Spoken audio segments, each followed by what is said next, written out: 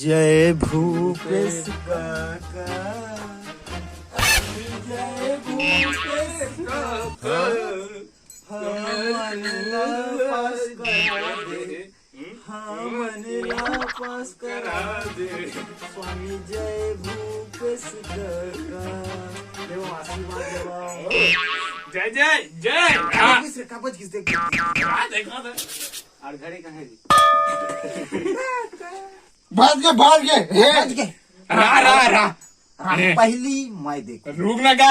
अरे रुक 2 सेकंड बाकी। हाँ बज गए 11 बज गए। पहली मूला देखेंगे वो।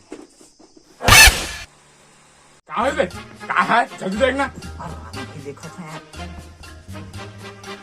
अरे कहाँ है भाई? बतान काका। अबे 95। साथियों, आज मैं एक ऐसे विद्यार्थी से मिलाने जा रहा हूँ जो शिक्षा मंडल रायपुर में टॉप की है पंजाब में। तेजी देखना रे।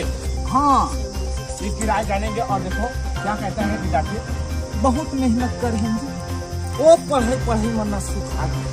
हम दिन रात पर हमको मोबाइल में छुट्टी नहीं करेगा मेहनत भारी रही से अपन बन में काफी और की मेहनत रही से बहुत बोल भूपेश काका